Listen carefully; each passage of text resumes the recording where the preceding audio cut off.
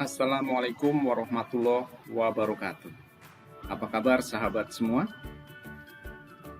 Kita ada materi lagi, yaitu kita akan sharing-sharing terkait dengan pemecahan masalah. Siapa di antara kita yang tidak pernah atau tidak mengalami masalah? Dalam hidup ini kita selalu dihadapkan kepada masalah. Tidak peduli siapapun kita, dimanapun kita berada, dan berapapun usia kita harus bersiap dalam menghadapi berbagai macam masalah. Coba bayangkan oleh teman-teman semua, kalau kita sering kali gagal dalam mengatasi masalah yang kita hadapi. Kira-kira bagaimana jadinya hidup kita ini? Sesuatu yang tidak kita inginkan terjadi dalam hidup kita. Itu adalah permasalahan-permasalahan di dalam kehidupan kita. Dan pada sesi kali ini kita akan sharing terkait dengan pemecahan masalah. Masalah itu berbagai macam. Ada yang sifatnya adalah masalah tunggal, ada juga yang sifatnya masalah kompleks. Contoh seperti ini. Ketika ada produksi di bawah target, sebuah industri manufaktur produksinya di bawah target. Setelah diketahui, ternyata penyebabnya adalah gangguan mesin.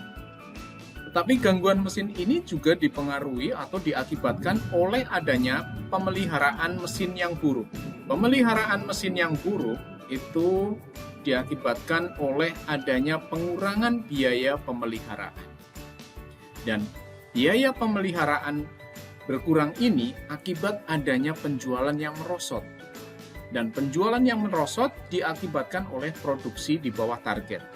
Sehingga ini adalah siklus yang terus-menerus dan berulang.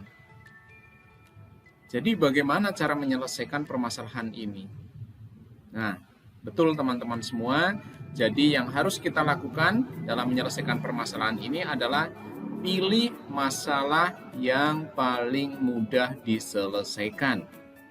Sehingga terputuslah rangkaian atau siklus permasalahan yang kompleks berikut ini atau yang kita kenal dengan permasalahan lingkaran setan. Seperti itu. Jadi harus diambil dulu, diselesaikan dulu mana yang dianggap paling mudah dari persoalan-persoalan yang muncul tadi. Seperti itu ya teman-teman. Ini ketika kita menghadapi masalah yang kompleks. Menurut James A. Anderson, jadi masalah itu seperti apa sih? Masalah adalah sesuatu yang tidak mencapai target. Oh, bisa jadi seperti itu. Atau sesuatu yang menyebabkan kinerja menurun. Bisa jadi juga seperti itu. Oh, masalah bisa menimbulkan penambahan biaya. Bisa juga seperti itu. Pada prinsipnya, itu adalah kondisi yang diinginkan tidak tercapai dengan kondisi aktual. Seperti itu. Jadi, kondisi aktual ini ke kondisi yang diinginkan, di situ ada gap. Ada kesenjangan. Dan kesenjangan inilah yang harus kita berikan intervensi sehingga kita bisa memperkecil gap tersebut. Jadi, dari kondisi aktual ke kondisi yang diinginkan. Jadi, permasalahan-permasalahan tadi bisa jadi harus kita urai terlebih dahulu. Gap tadi merupakan masalah. Dan menurut Barbara Minto, The Pyramid Principles, bahwa masalah itu berlevel. Dari level 1 bisa juga diurai menjadi level kedua, dan level kedua itu bisa diurai, bisa jadi itu merupakan masalah yang ketiga, di mana masalah ketiga ini bisa jadi masalah ini gitu. Jadi harus kita bisa mengurai permasalahan dari yang begitu kompleks menjadi permasalahan-permasalahan tunggal, dan itulah yang bisa kita selesaikan. Ketika kita mempunyai permasalahan atau mempunyai tujuan itu harus SMART, yaitu specific, measurable, achievable, reliable, dan time bound. Artinya, kita mempunyai cita-cita, mempunyai tujuan, mempunyai keinginan. Jadi ketika tadi ada kondisi saat ini, kondisi aktual ke kondisi yang diinginkan, dan kondisi yang diinginkan ini merupakan tujuan, merupakan goal, maka goal tersebut haruslah SMART. Dan juga goal tersebut harusnya di dalam kendali diri kita.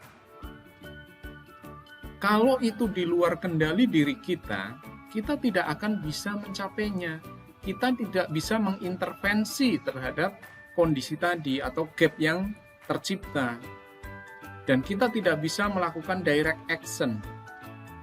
Padahal yang kita harapkan, kita bisa fokus ke situ dan juga bisa direct action. Kalau ada di luar area yang di luar kendali diri kita, kita hanya bisa mempengaruhi.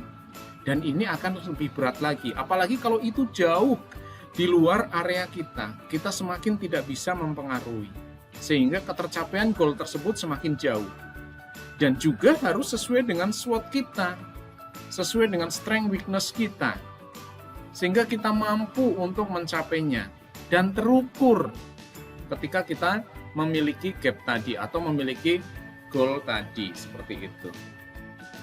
Kira-kira ini yang bisa kita sampaikan terlebih dahulu. Nanti kita akan lanjut lagi terkait dengan bagaimana cara menyelesaikan permasalahan itu sendiri. Jadi kita akan menganalisis mengenai akar masalahnya sampai kita memilih alternatif-alternatifnya. Dan ini akan kita berikan di sesi berikutnya. Dan untuk mengetahui tipe-tipe seorang pemecah masalah, teman-teman bisa lihat video-video saya sebelumnya.